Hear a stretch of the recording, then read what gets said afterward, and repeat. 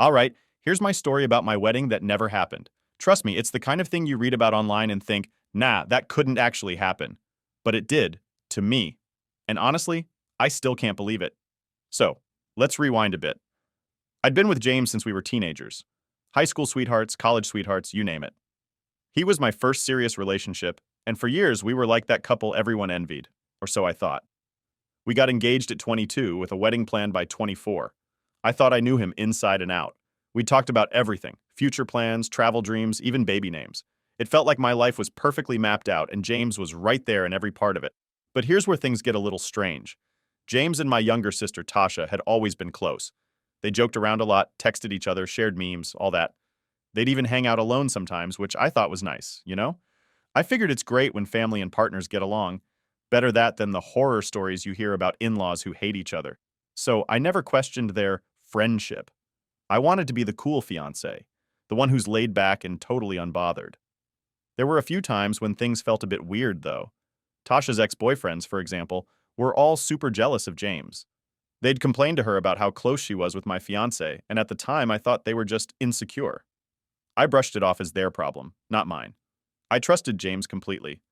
But sometimes I'd notice little things, like how James would look at Tasha or how he'd lean in close when they talked. Nothing huge, just small stuff that made me wonder. But I'd always tell myself, nah, you're just being paranoid. They're family now. And I let it go.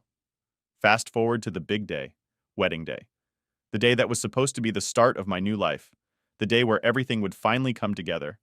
I was in my dress, makeup done, hair all set, the works. I had spent months planning this day down to the tiniest detail, from the flowers to the playlist for the reception. My friends and family were buzzing around, helping me get ready, and I was in that nervous but excited state, you know? Like the butterflies were real. As the time got closer, I started getting a little anxious because I hadn't heard from James all morning. Not even a, hey, can't wait to see you. But I thought, it's fine, he's probably just as nervous as I am. Maybe he's running around doing last-minute stuff. I wanted everything to be perfect, so I brushed it off and kept getting ready. Finally, the time came. I was supposed to be heading down the aisle in 10 minutes. 10 minutes! And there I was, standing in the back room of the venue with my dad, waiting for James. I had my phone in hand, just in case he texted or something. My dad was chatting away, but I was barely listening, just staring at the door, waiting to see James walk in with that grin he always had. But then 10 minutes turned into 15, then 20. At 25 minutes, my stomach started doing flips. The coordinator came over asking if we should delay the ceremony. I started to panic a little. I asked if someone could check on James, but they said no one could find him. That's when things got weird. I pulled out my phone and tried calling him, straight to voicemail. Okay, maybe his phone died or something.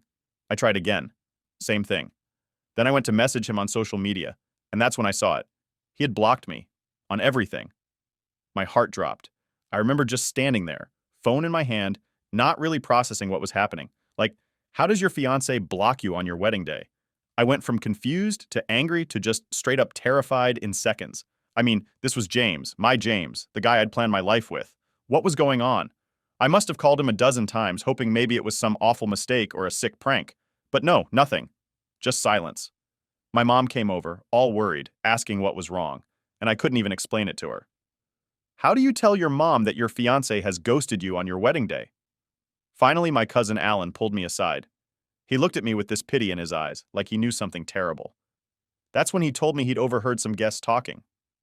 Apparently, someone saw James leave the venue early that morning with Tasha. They were seen getting into his car together, laughing, like they didn't have a care in the world. I couldn't believe it. My own sister? I kept thinking, there's no way. Not Tasha. She'd never do that to me. But the pieces started to click. The little looks, the private jokes, the way she'd always been right there, just a little too close. I felt sick, like physically sick. The room was spinning, and it was everything I could do not to completely lose it in front of everyone. I stumbled out of that back room, half walking, half running. I just needed air, needed to be away from everyone. I didn't want to believe what I'd just heard. Part of me thought maybe it was all a misunderstanding, that maybe they'd come back and everything would be fine. But deep down, I knew. James and Tasha had planned this. They'd left me here, dressed up and waiting, surrounded by friends and family, all to run off together. I must have sat outside for hours just staring at my phone, hoping for some miracle text, some explanation. But there was nothing. Just silence. I watched as guests trickled out, giving me those looks of pity, those awkward hugs, and I'm so sorry glances. My mom kept coming by, asking if I wanted to talk, but I couldn't. What was I supposed to say? My fiancé and my sister just ran off together, but hey, no big deal. Eventually, I was the last one left at the venue. Just me in my wedding dress, alone. I don't even remember getting home. I must have been on autopilot, just going through the motions. That night, I sat on the edge of my bed, still in my dress, feeling completely hollow. It was like everything I'd believed in, everything I'd planned had just vanished in one brutal, humiliating instant. And that was it. No wedding, no fiancé, no sister, just me, left to pick up the pieces. After the disaster that was my wedding day, you'd think I'd hit rock bottom and just start to bounce back up, right?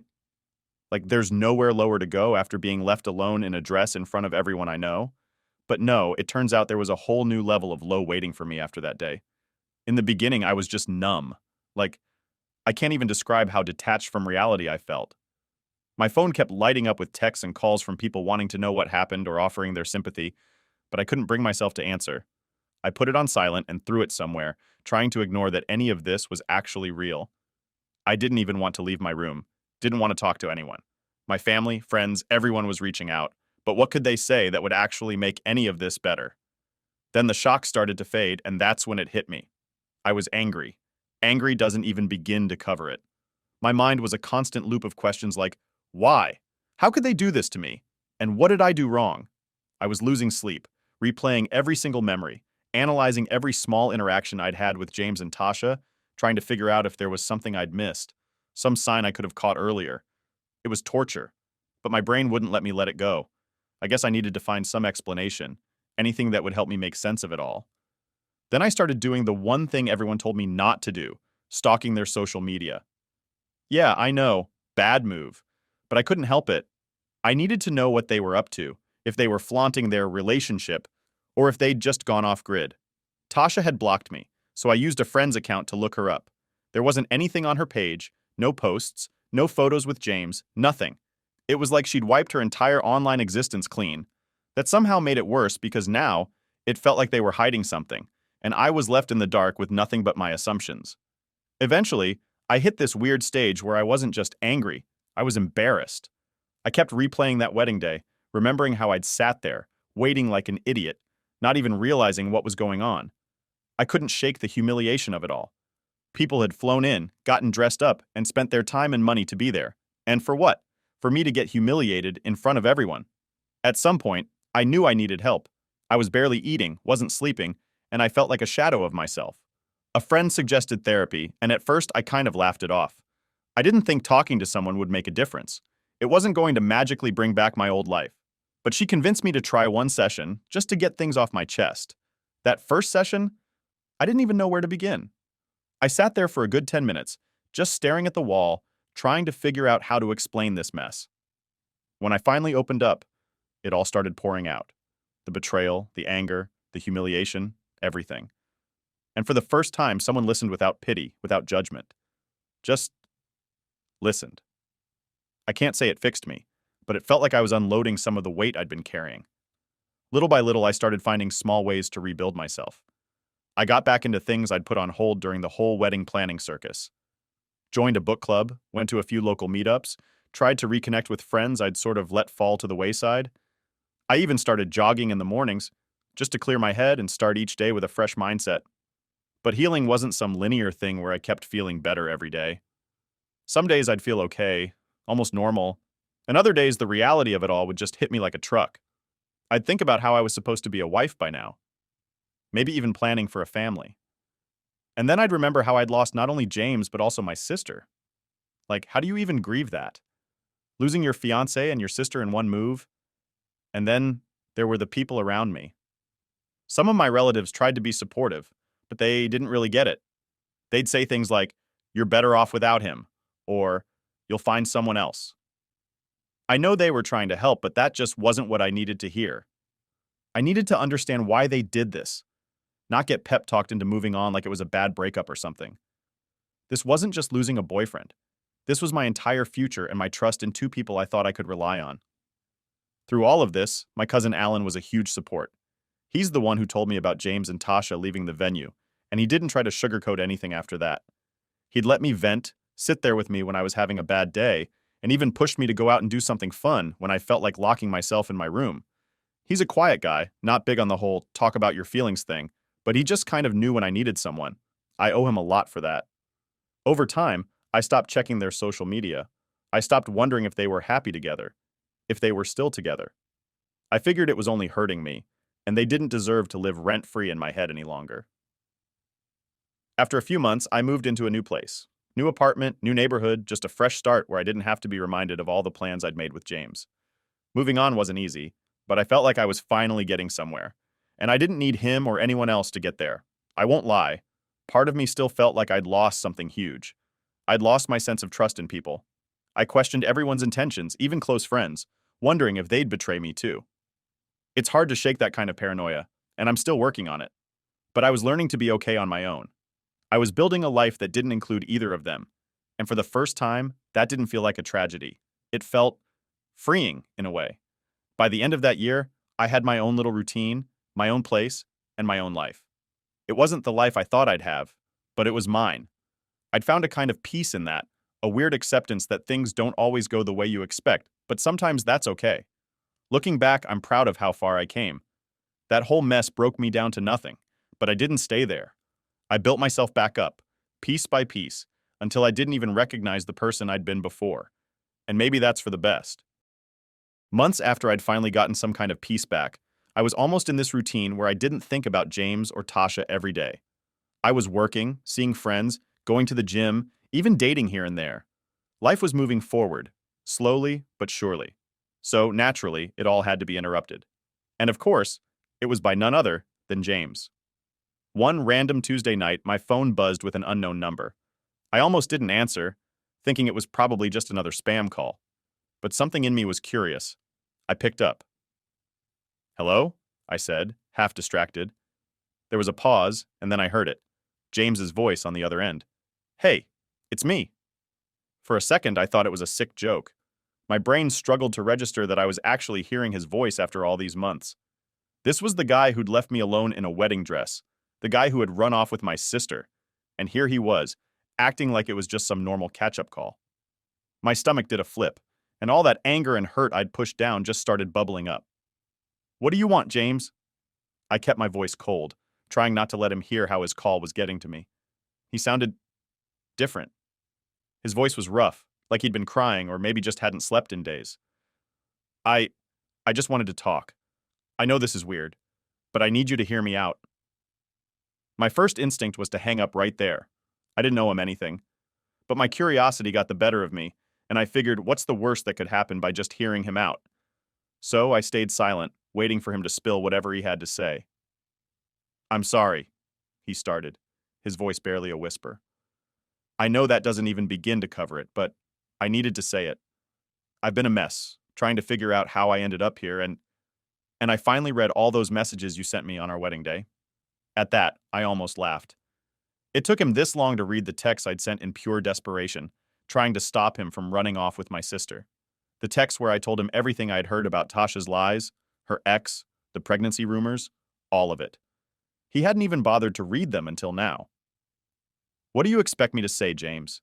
You ran off with my sister on the day we were supposed to get married, and now you want to talk?" My voice was shaking, and I hated that he still had this effect on me. I know how it sounds, but I was wrong about everything. I should have listened to you. I should have trusted you. I've spent months realizing how big of a mistake I made, and I know it's too late, but I wanted you to know that I'm sorry." There was this long silence where I didn't know what to say. He sounded genuinely regretful, but what did that change? My life had been ripped apart, and his sorry wasn't going to fix any of that. Part of me wanted to scream at him, but I was just too drained. So I let him talk. He started rambling about Tasha, saying that things hadn't exactly been the fairy tale he'd thought they would be. Apparently, she'd turned into someone he barely recognized, always out with her friends, blowing through his money, and treating him more like a piggy bank than a partner. I could hear the regret in his voice, and yeah, maybe it felt a little like justice, but it didn't erase what he'd done to me. "You made your bed, James," I finally said, cutting him off. "You and Tasha both. You hurt me in a way I didn't even know was possible. And now, just because you're unhappy, you want sympathy? No, I don't expect you to feel sorry for me. I miss you, he said, his voice breaking a bit. That was it for me. I almost laughed again, but this time it was more out of frustration than anything. You miss me? Are you kidding? You threw everything away for my sister, James. Whatever you're feeling right now, it's your problem, not mine. He was quiet for a second, and then he sighed. I know I can't make it right. I just needed you to know that I regret it. I was stupid and blind, and I lost the best thing that ever happened to me. I sat there, phone in hand, not really sure what to say. On one hand, I'd wanted this moment for months, to hear him admit he'd screwed up. But now that I had it, it felt hollow. His regrets didn't make any of the pain go away. They didn't make me feel better or undo the humiliation I'd gone through. Look, James, I said, trying to keep my voice steady. I've moved on. My life isn't about you anymore, and I don't want to reopen old wounds. Whatever issues you have with Tasha, they're yours to deal with. I've got my own life now. He didn't argue, didn't push. He just let out this long sigh, like he knew this was the end of it. I understand. I won't bother you again, he mumbled, sounding defeated. And with that, he hung up. I just sat there, staring at my phone, trying to process everything. It felt like closure in a way, but it also stirred up things I thought I'd buried. I hadn't expected to feel so much after that call, but there I was, flooded with memories of all the plans we'd made and all the betrayal he'd left behind. It was like ripping open a wound that had barely healed. But as the days went by, I realized I didn't feel as haunted by it anymore.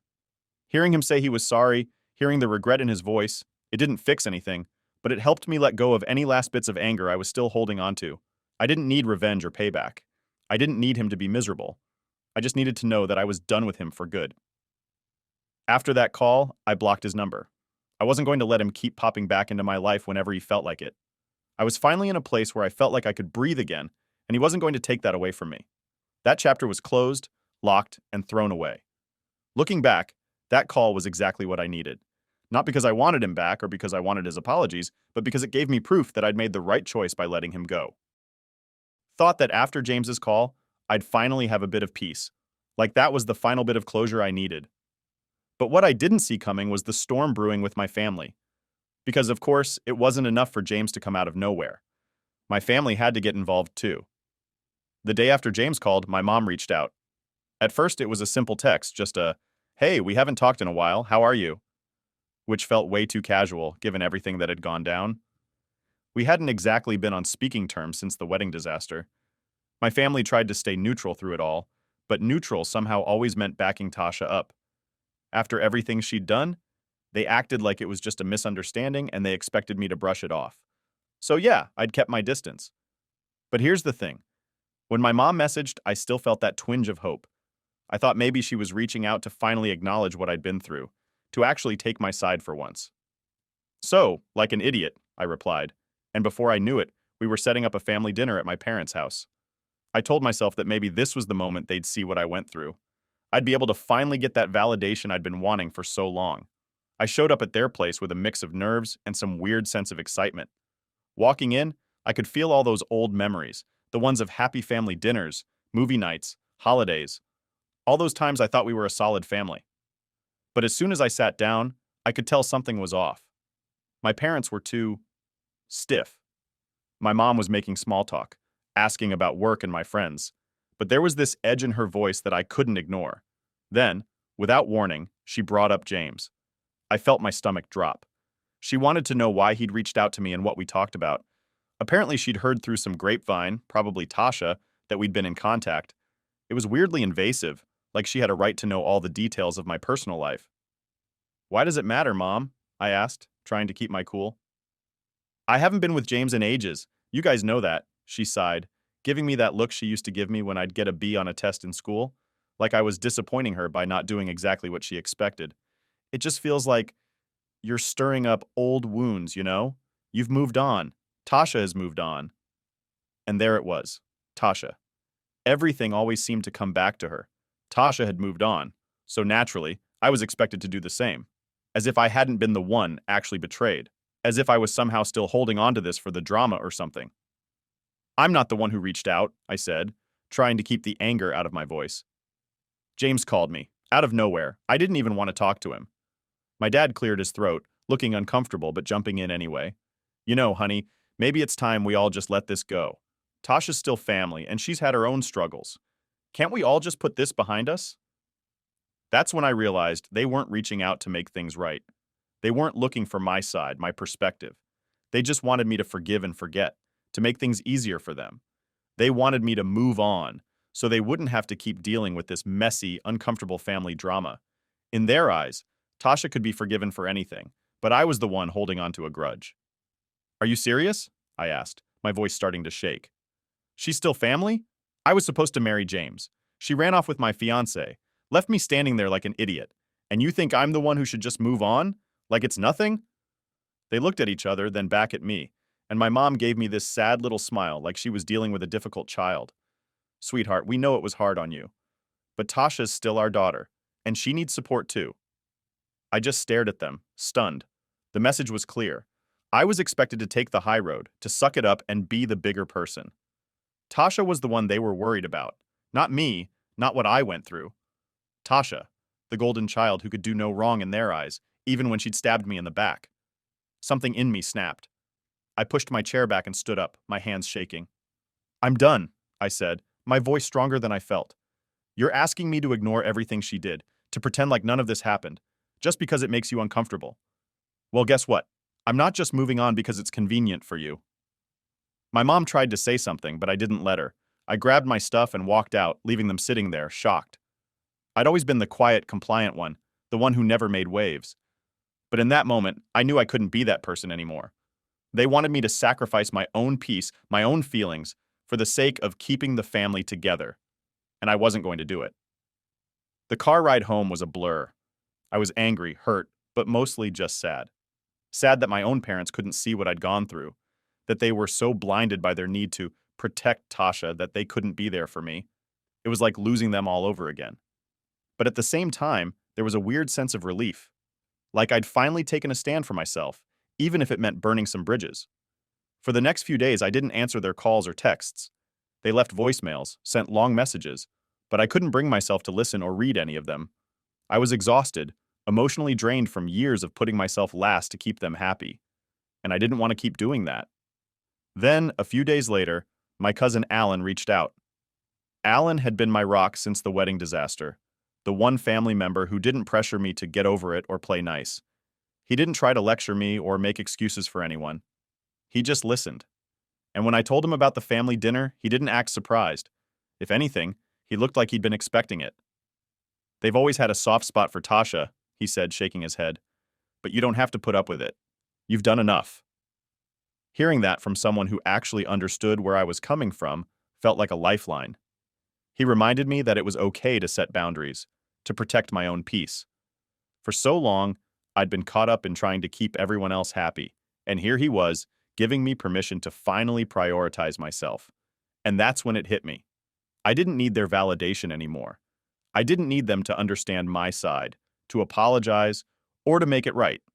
I could let go without their approval. For the first time in a long time, I felt like I was in control of my own story. So, yeah, maybe I was facing the past, but this time, it was on my terms. And honestly, that was more healing than any apology they could have given me. When I thought I'd finally gotten some distance from all the drama, my phone buzzed with a message that felt like a punch to the gut. It was from my mom, who'd clearly been holding back until now. The message read, "We've been trying to reach you. It's time to stop avoiding this and come back to your family. Tasha is your sister, and families forgive each other. If you can't let this go and make peace with Tasha, then maybe you're not interested in being part of this family." I stared at my phone, feeling my heart sink. After everything I'd been through, they were now threatening me, pushing me to forgive or face being disowned. It was like all those months I'd spent healing and standing my ground had meant nothing to them. I took a few deep breaths, feeling a mix of anger and sadness. Why was it so easy for them to side with Tasha?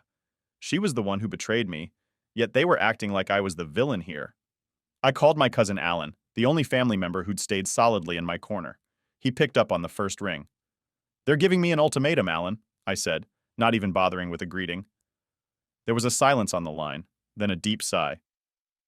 "I had a feeling they'd pull something like this. They're trying to guilt you into coming back.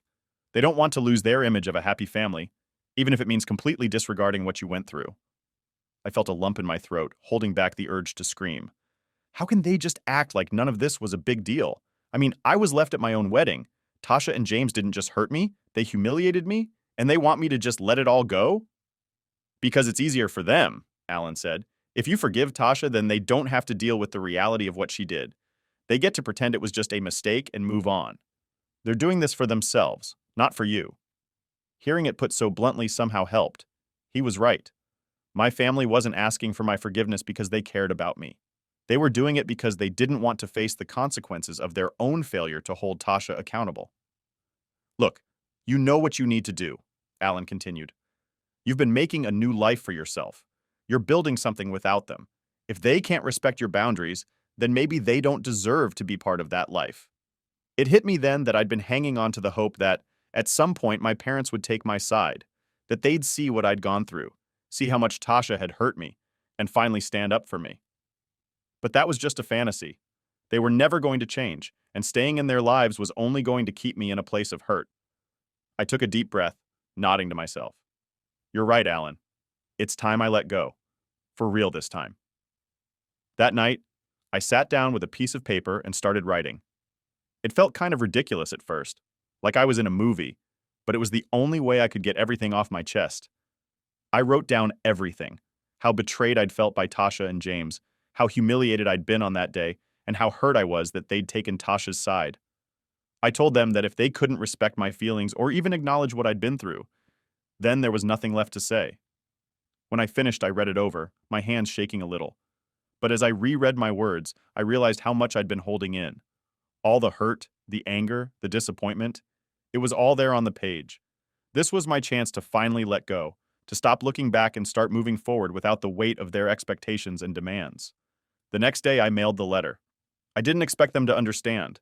I didn't expect an apology or even a reply. This was for me, a final way to draw a line and protect myself from any more hurt.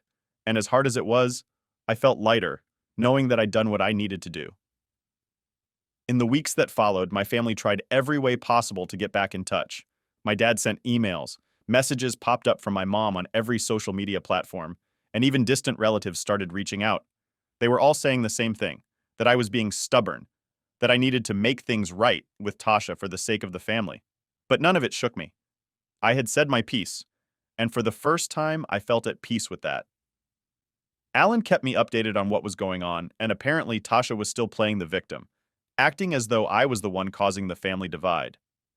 My parents, from what I heard, were making excuses for her left and right, brushing off what she'd done as a mistake of youth or some nonsense like that. It was maddening, but I realized that it was their problem now, not mine. I threw myself into my new life, focusing on things that actually brought me joy. I got more involved in work, took on new projects, and even made a few close friends who knew nothing about my past and just saw me for who I was. For once, I was living for myself, not trying to fit into someone else's idea of who I should be. Then one evening, I was out with my new friends when my phone buzzed.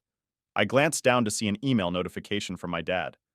I felt a pang of guilt, but then I reminded myself of all the pain I'd gone through, all the times I'd been asked to just let it go for their convenience. I knew I couldn't go back to that.